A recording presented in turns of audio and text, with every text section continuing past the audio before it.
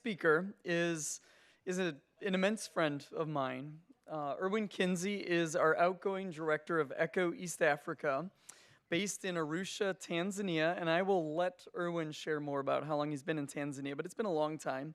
And I've had the incredible joy of knowing Erwin since 2012, when the RIC was started in Arusha.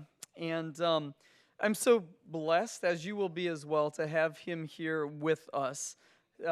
He's been here for a while, and he'll stay around for a while longer, because Erwin is retiring in just another day. Tomorrow's his official last day. We'll share a little bit more about the plans for that. But Erwin brings an incredible 35 years of experience in promoting food security and sustainable agriculture in East Africa. He has a bachelor's of science in animal science and a master's in rural development from the University of London, SOAS. And Erwin worked extensively with Heifer International and the Global Service Corps before joining ECHO over a decade ago. And besides overseeing the operations and regional training, research, and demonstration of our East Africa team of around 13 plus up to 25 interns from the region at any given time, it's quite the place. He has authored numerous farmer training manuals, including one on camels. And I actually learned this. Funny story is that I did not know that Erwin had authored a book on camels. I shouldn't have been surprised. But I was at the Seoul Lausanne gathering, and it was there. I met a lady, an Austrian lady living and working in Tanzania.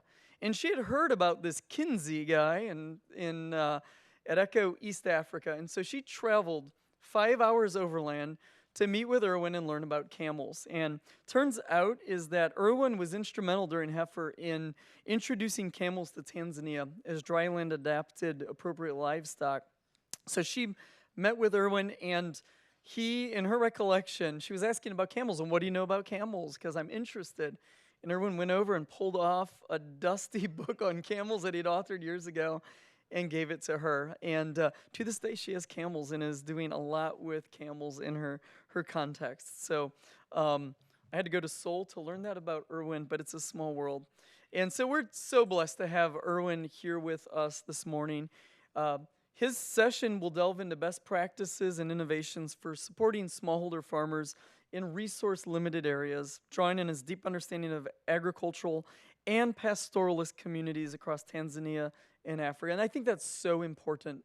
And Erwin, I just want to say, just personally, I love how you've just been such a man of integrity, of humility, of deep empathy as well, and also a man who advocates on behalf of the vulnerable. And you remind us constantly about pastoralists and pastoralism, which occur in some of the most challenging contexts in the world and are home to some of the most vulnerable people. So we look forward to you sharing and pouring out your wisdom, and it's such an honor and a joy to introduce you as our speaker.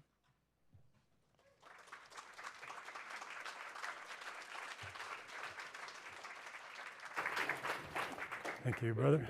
Thank you. I'm feeling a little bit dreamy. I've never retired before.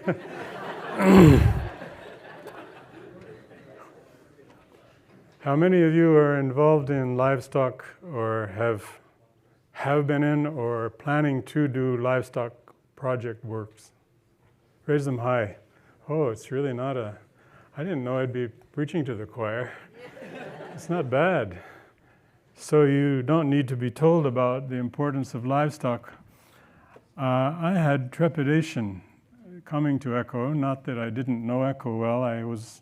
Bob Hargraves told me that I was the 68th person signed up to receive EDN notes back in probably 1983. I think some people from ECHO went to a Heifer event in Little Rock and recruited people for the newsletter. I guess I'd call it that. But I've benefited from being a member of ECHO since then. But a lot of the solutions promoted by ECHO are plant-based. It's kind of like God in plants will create a better world, which is true. But if you go to a Heifer event, it's God and livestock. and unfortunately less and less God. I don't want to talk too much about that, but there's hope for revival of God in any organization, I think. But so I've come to ECHO with a 30-year experience promoting livestock and realizing I knew something about plants, but am I the right person for this job? And it's been the perfect job for me. I'm just so thankful. 10,000, what's it? Blessings all mine and 10,000 beside, we sang this morning. It's really been a wonderful career. And I'm very, very grateful to God. Realizing that I'd be leaving ECHO as a paid staff, and I'll stay on as I've institutionalized to make myself available as a volunteer. But realizing I'd be leaving, I wanted to maybe catalog or document the experience that I had working at Heifer. And so I'm kind of going back for 20 years to give this presentation of things I learned over that period of time in my career, because I constantly am meeting people who want to be involved in livestock projects, and I think they're getting started a little bit wrong. There's, of course, everything is contextualized, and whatever I share, please accept that I don't demand that this is the only way. But there are good ways and there are better ways of introducing especially livestock projects. I'm not going to be really talking about husbandry, and you can learn that at Heart, or you can learn that at ECHO on each individual animal, or I want to send people to ECHO's community. It's robust now with livestock resources. I want to talk more about doing projects. I am a Vermont farm boy. Maple syrup and cows in the barn. But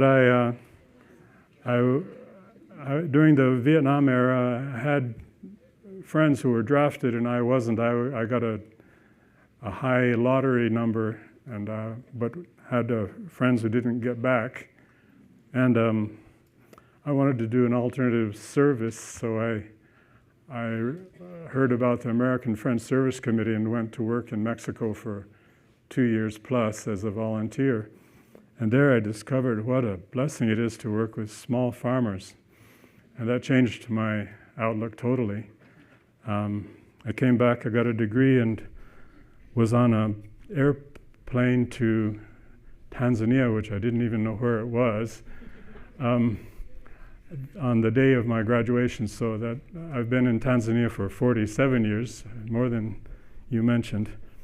And we started off working with the government, and during a socialist period, starting a foundation herd on a 9,000-foot plateau with 1,000 dairy cattle. And I was building barns and installing machines for milking cattle. We were milking 200 cattle by hand when I arrived, and we moved to machines. But it was hard work, but the hardest was that the farm workers didn't have a investment or sense of ownership of the animals, and a lot of them would die for reasons which were just not defensible. And it was really disheartening, to the point that Heifer said to the government, "We will not continue in Tanzania unless you let us work with small farmers." Of course, we tried also to follow I've jumped a bit, we issued animals to villages, and they were to also be owned collectively and managed collectively, and there was a high level of shirking, and no one sensed that it was their own. You would arrive in a village to see how things were going, and the animals weren't being herded, and they weren't being milked even. It was crazy.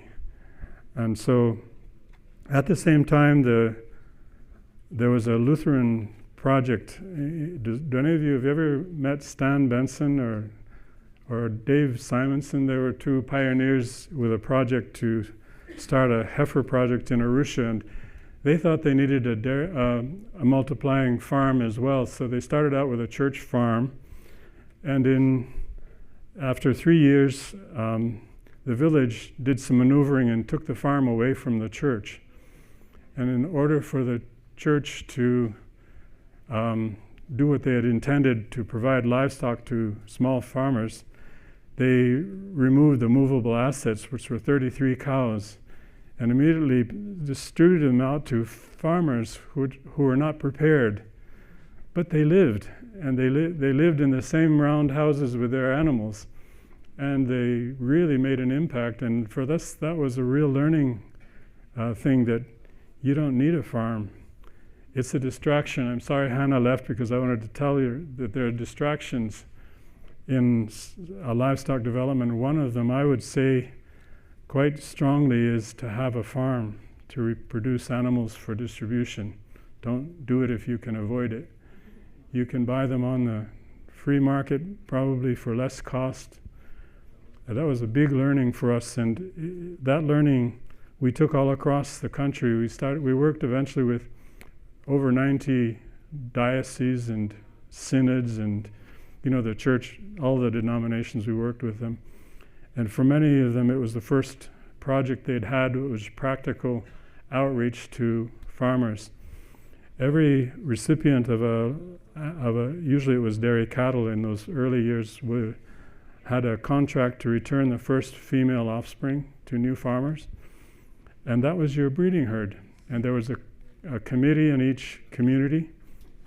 I guess I'm supposed to move you told me to tell stories.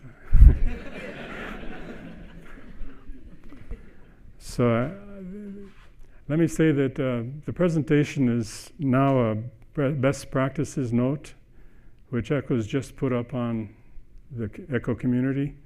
So if I don't get to the slides or what I was supposed to talk about, you can get it through the best practices note. And also on that, Abram talked about pastoralists, and I really want to be a strong advocate for them in East Africa. They are the ones who are the least food secure, the worst hunger, especially in the drought years. And often we don't have any solution to assist. There are ways to assist. There's something called livestock emergency guidelines, which give good ideas to NGOs on how to help relieve and mitigate the suffering of drought or floods. But there's a best practices note, which I had the privilege also to write for ECHO, and I'd like to steer you to the ECHO community for those too. And then I can relax a little bit, because if I don't tell you what I was supposed to or intended to tell you, you can get it anyway. But one big learning was that church farms can be distractions. And I saw it over and over again, wherever, almost without exception, but I don't want to say without exception. There are some good farms being run. I know one, Mavuno. Some of you have heard or know people doing Mavuno. But things happen, like Tim Tanner doing wonderful work on the coast, and then the government decides to work against him, and how difficult then it becomes to continue a very important work. It's better to make farmers your farm.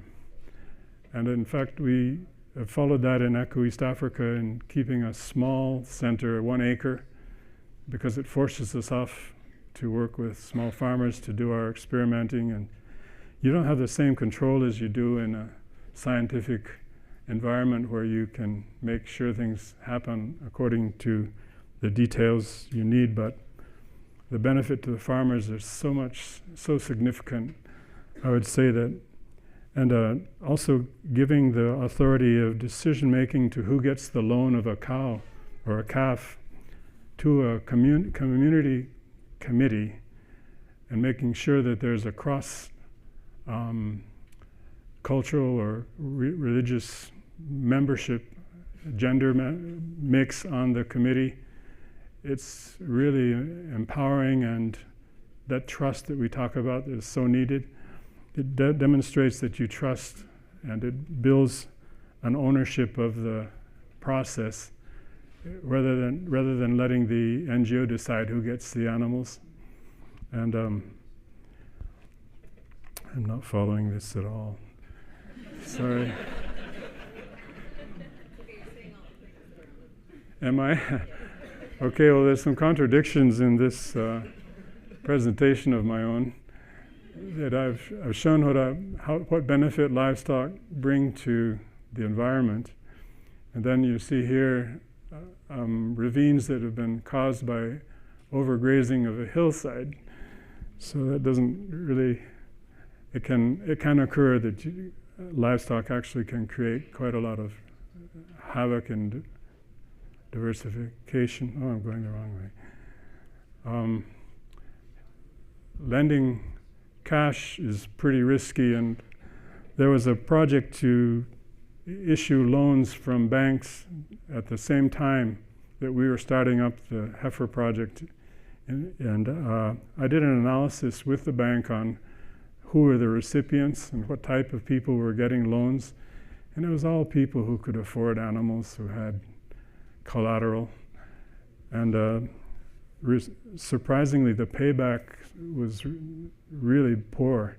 The bank wasn't getting the paybacks from people who could. But with this in-kind loan program in the community, owned by the community committee, the payback was really quite good. Of course, if an animal died, then there couldn't be a payback. And so it became, an emphasis was more on preparations before.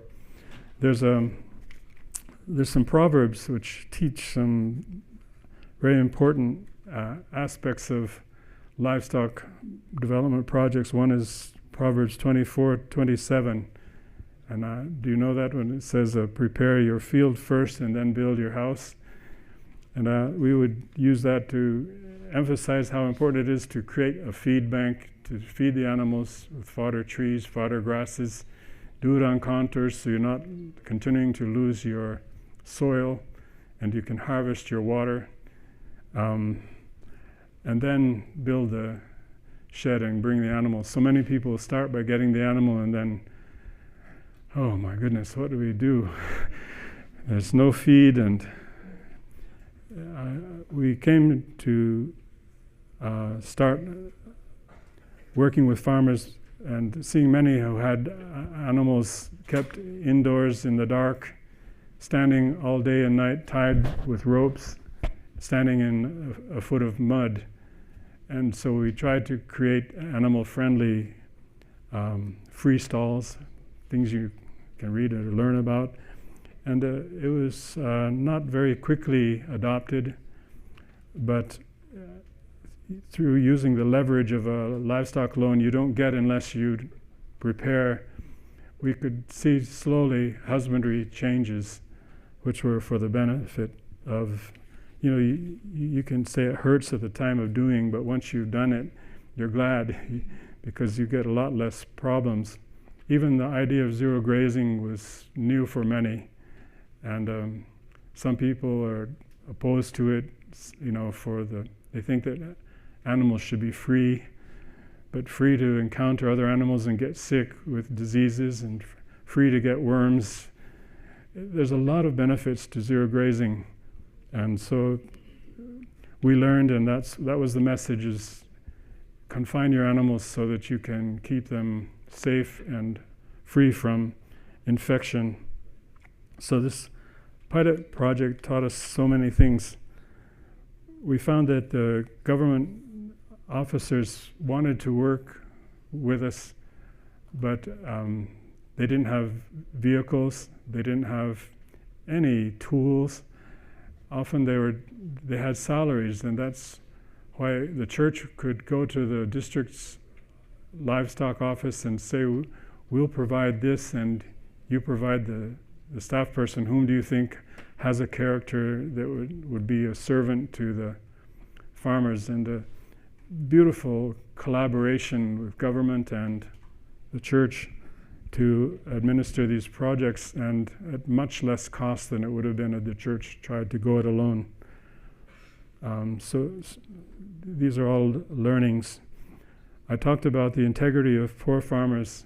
Don't anyone try to convince you that poor people are not generous, or that they're not going to be low-risk loan recipients. They paid back better than those who could afford. Let me. Nathan, you'll just have to coach me afterwards. So I talked already about the importation of 1,000 dairy heifers, and the impact was not there, and it didn't go well.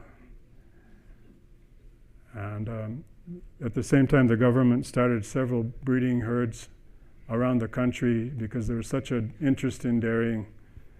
And one thing that was learned was that crossbred animals, Bos taurus to Bos indicus, did do better as a learning point, but that farmers weren't very interested in them. They wanted purebreds.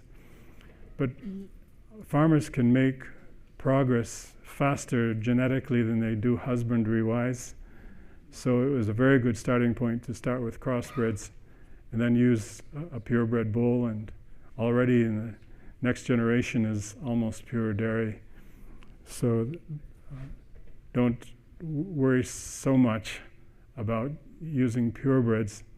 It might not be the best animal anyway. And often people would get animals that were too big for them in their feed. They couldn't manage to feed two animals, and having an American Holstein would be like having two Jerseys. It's too much for the small farmer to feed.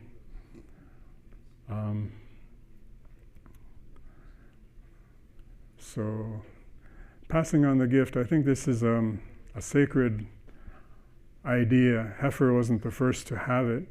There are many African cultures that have sharing mechanisms of livestock, and the one that we used we had to actually change after a while. We realized that churches needed funds to continue running their projects, and farmers were willing to give a second offspring if asked. And sometimes to expand the project, they even gave animals to expand the projects into new villages.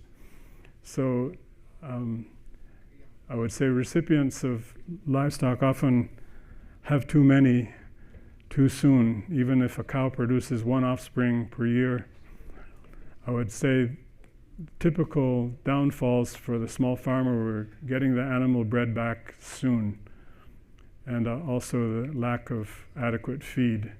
So you need a lot of emphasis on having enough feed.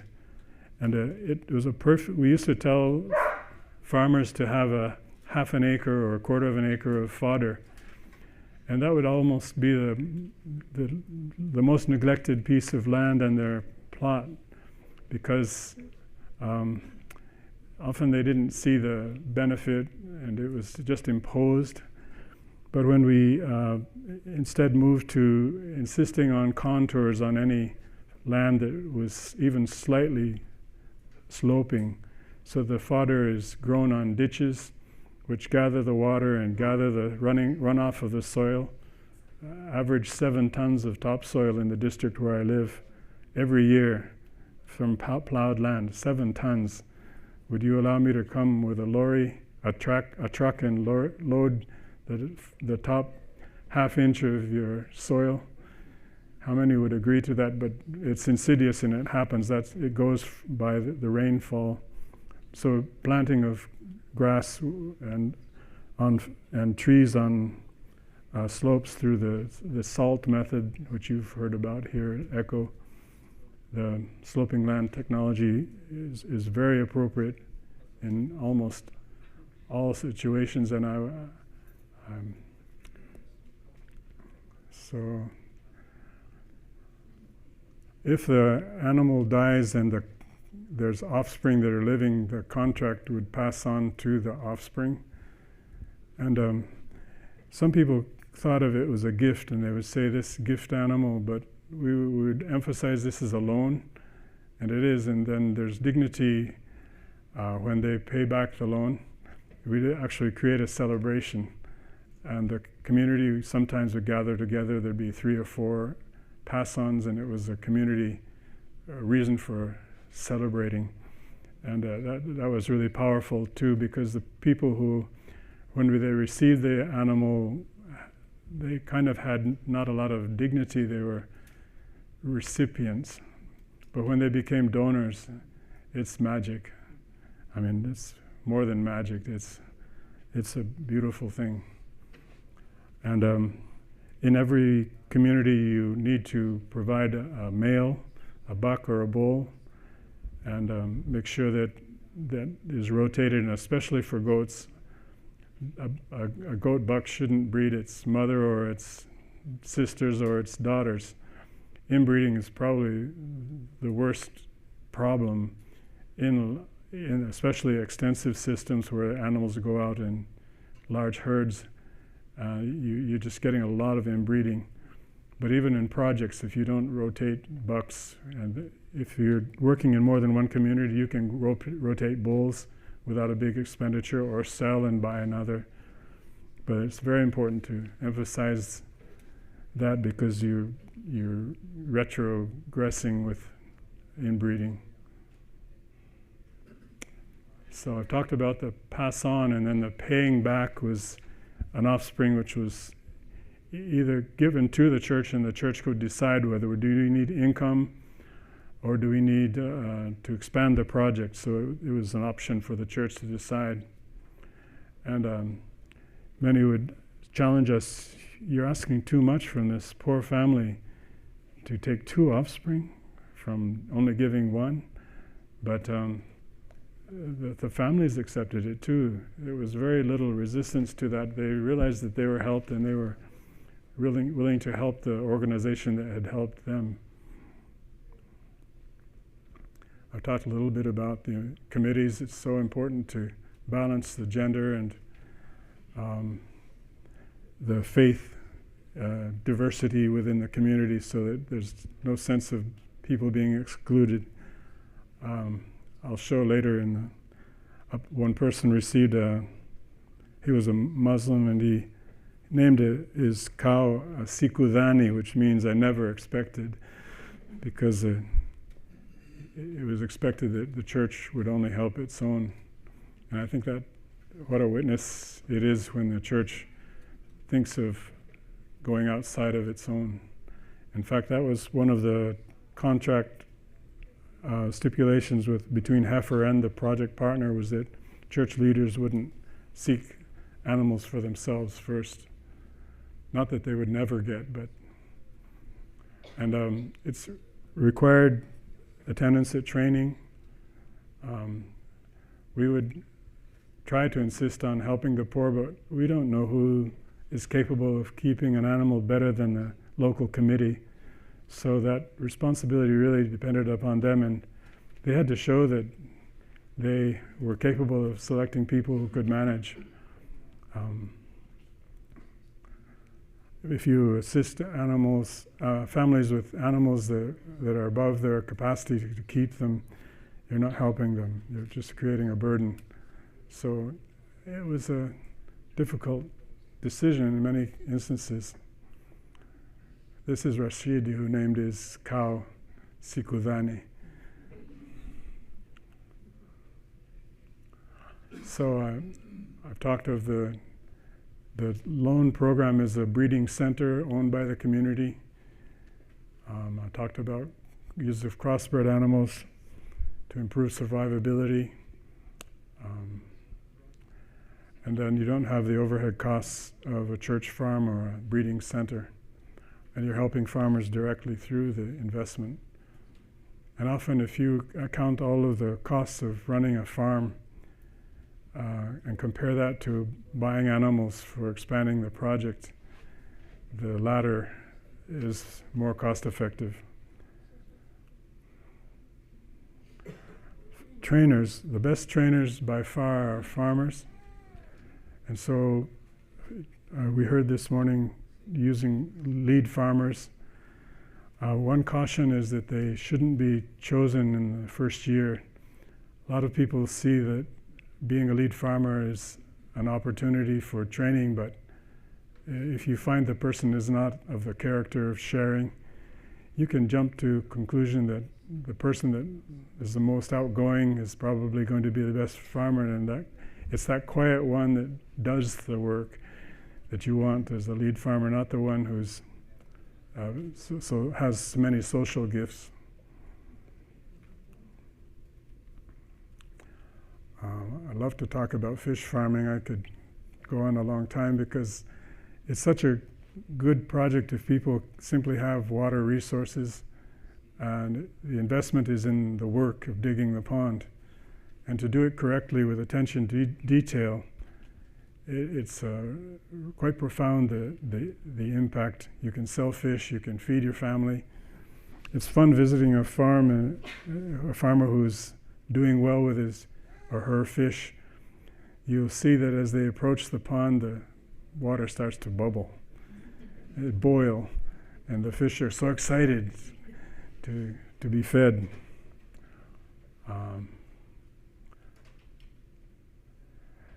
Dairy goats were a better choice for people with compromised health, like a woman here who is HIV positive.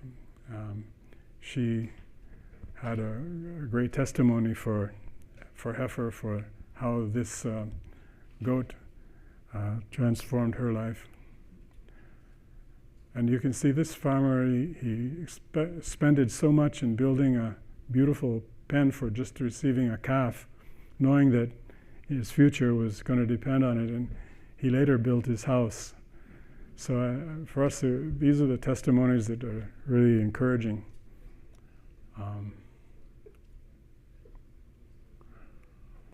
I've already spoken of how it's so much easier to make progress having more animals than you can keep. There was a pastor in Arusha that had 10 animals and was producing 40 liters of milk, and he was really struggling. Why can't I produce more milk with all these cows? And we said, sell half of them, and he did, and he started producing better and more milk. So the value of having the right number for your feed is so vital. And don't think that a single animal can't transform the life of a family. It really can. I know it has. And I wanted to know myself. I started keeping a dairy goat in 1994. That's 30 years ago. And I've never bought another female, but I've sold over 300 from that one in those 30 years. And I'm keeping 10 now and enjoying making cheeses, and I make good money. So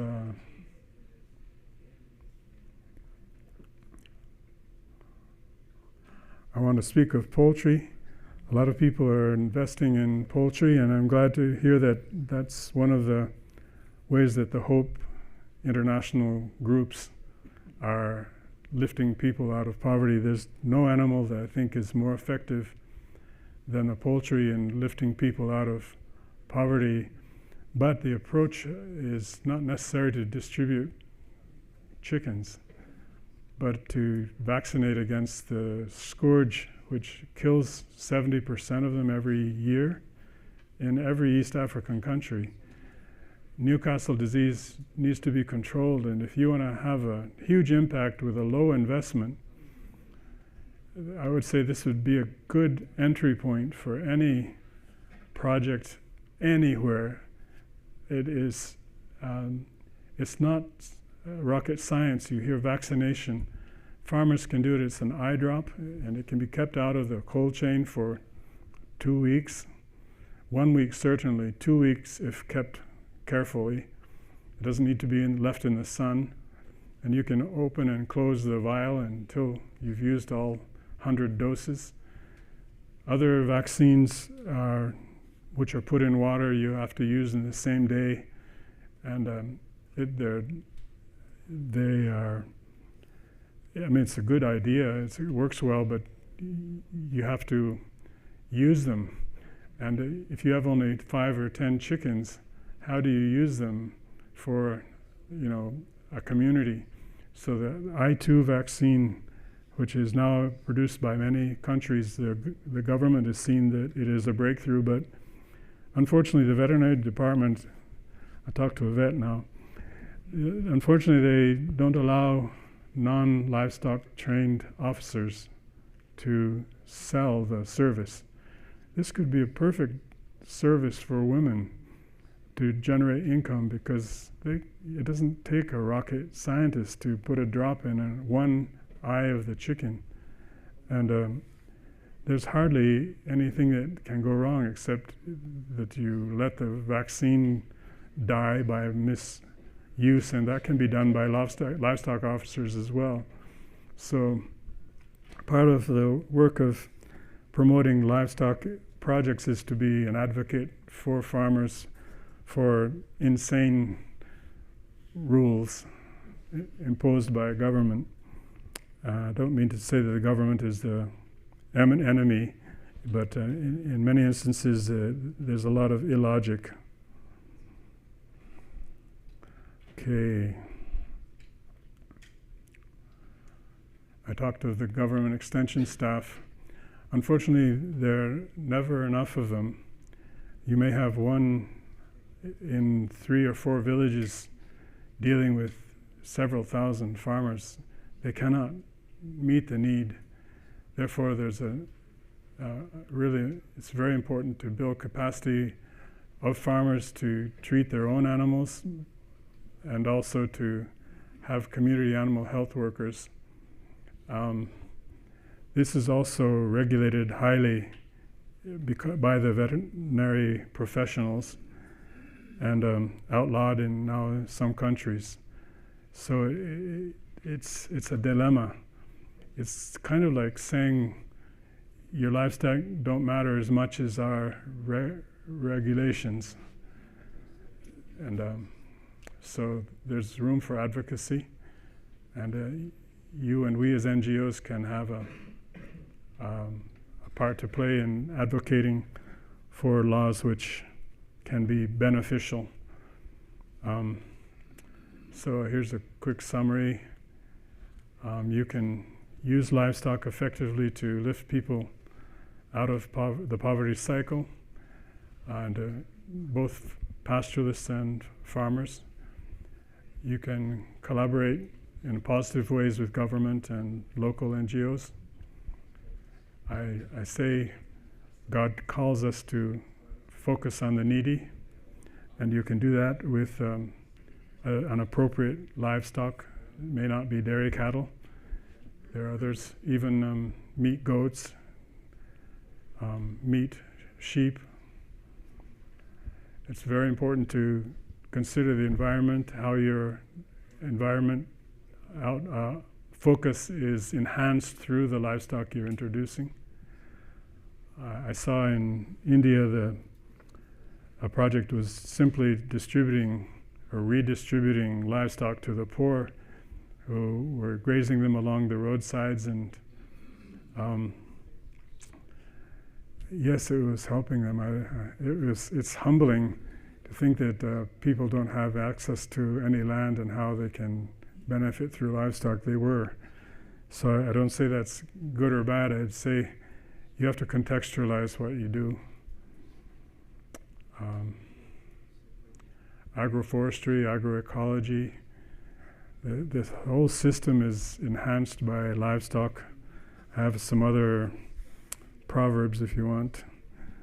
I really find them instructive. Where there are no oxen, the manger is empty. That's Proverbs 14:4, which underlines the importance of animals in the system.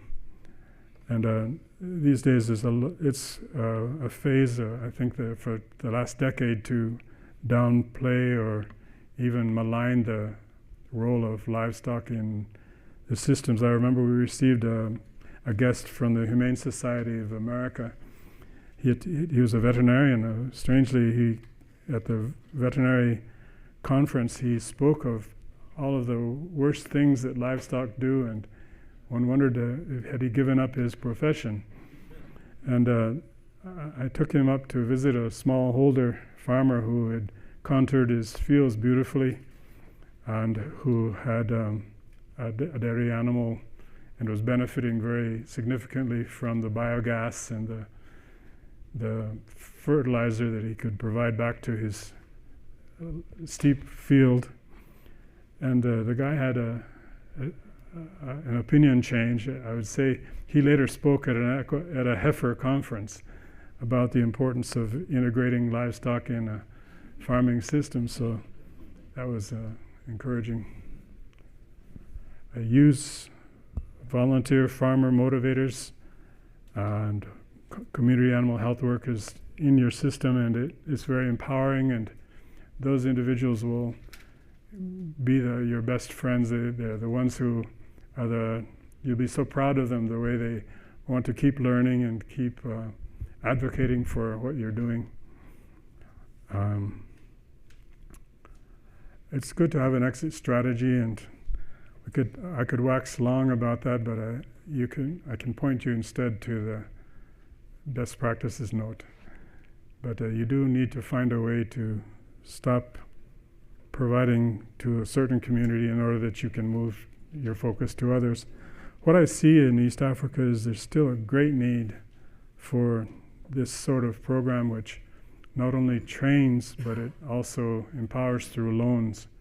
Loans of livestock, in-kind loans, and the beauty of the dignity that people get from giving back to a new family and knowing the family they've helped. There isn't a good word for it. I don't like magic, but it's powerful. Yeah. And I'm going to finish on time. That is rare. Do you want another proverb? Proverbs 27:23 says, "Be sure of the condition of your flocks. Give careful attention to your herds, for riches do not endure forever." So monitoring and remote farmers. We don't give livestock loans to people who don't live in the community. Yeah. So I'm happy for questions.